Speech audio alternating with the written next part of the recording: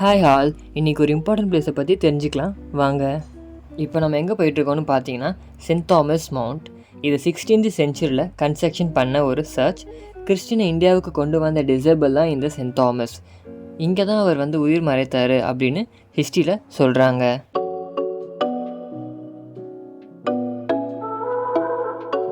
நடந்து போகிறவங்க இந்த ஃப்ரண்ட் சைடை யூஸ் பண்ணிக்கலாம்.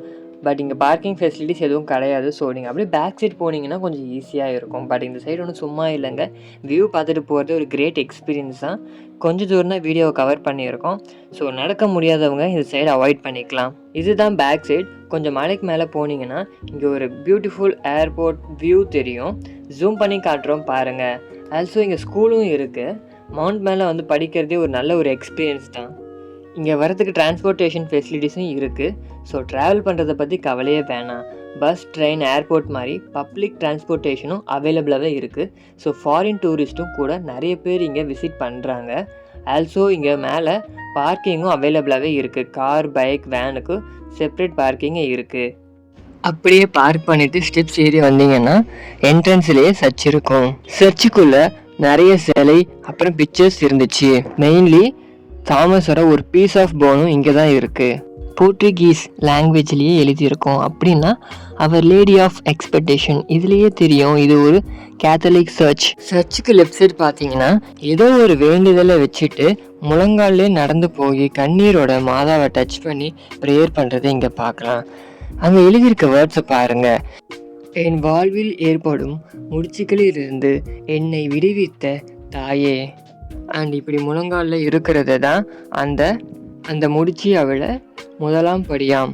இங்கே இதுதான் புதுசாக பார்க்க வேண்டிய ஒரு பிளேஸ், கால்வரிஸ் ஆஃப் சென்ட் தாமஸ். பார்க்க ரொம்ப க்ளோரிஃபையாக இருந்தாலும் இந்த பிளேஸை கொஞ்சம் சீரியஸாக பார்க்க வேண்டிய பிளேஸ். இங்கே தான் சென்ட் தாமஸ் எப்படி உயிர் மறைத்தாருன்னு போர்ட்ரேட் பண்ணியிருக்காங்க. இந்த சிலுவை தான் நம்ம வீடியோட ஸ்டார்டிங்கில் சர்ச்சுக்குள்ளே பார்த்துருக்கோம். இங்கே தான் அவர் உயிர் மறைக்கிறதுக்கு முன்னாடி கொஞ்ச நேரம் ப்ரேயர் பண்ணிவிட்டு இருந்தார் அப்படின்னு சொல்கிறாங்க.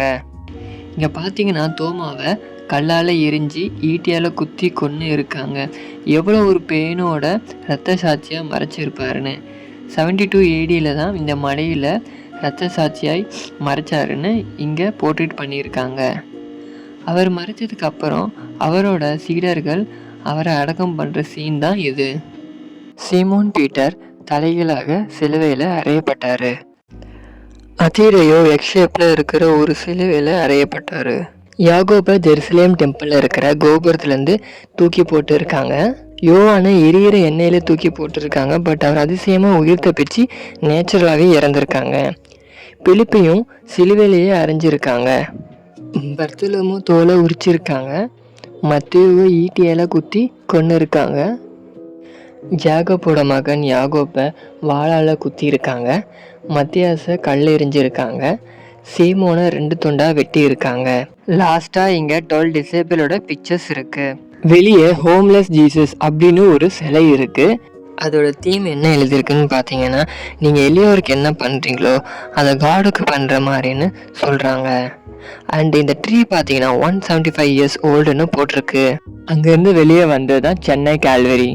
ஜீசஸ் ஜெருசலேமில் கால்வரி மலையில் சிலுவையில் அறையப்பட்ட லாஸ்ட் மூமெண்ட்டை தான் போர்ட்ரேட் பண்ணியிருக்காங்க.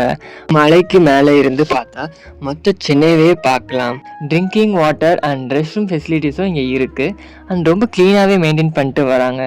நீங்கள் இந்த பிளேஸ் விசிட் பண்ணியிருக்கீங்கன்னா உங்களோட எக்ஸ்பீரியன்ஸை ஷேர் பண்ணிக்கோங்க. அண்ட் ஏதாச்சும் புதுசாக இன்ஃபர்மேஷன் தெரிஞ்சால் எங்களுக்கும் சொல்லுங்கள், நாங்களும் கண்டிப்பாக தெரிஞ்சுக்கிறோம். அண்ட் இங்கே கன்ஸ்ட்ரக்ஷன் ஒர்க் போயிட்டு இருக்கு. இன்னும் நிறைய இங்கே ஆல்ட்ரேஷன் நடந்துட்டு இருக்கு. கண்டிப்பாக நாங்கள் நெக்ஸ்ட் டைம் போகும்போது கவர் பண்ணுறோம். அவ்வளோதாங்க. இங்கே வந்தீங்கன்னா ஒரு அழகாக ஒரு 1 to 2 hours அழகாக டைம் ஸ்பெண்ட் பண்ணி ஹிஸ்ட்ரியை தெரிஞ்சுக்கிட்டு ஏரோப்ளேன் வியூ பார்த்துட்டு சென்னையோட பியூட்டியை ரசிச்சுட்டு ஹாப்பியாக சாட்டிஸ்ஃபைடாக இங்கேருந்து கிளம்பலாம்.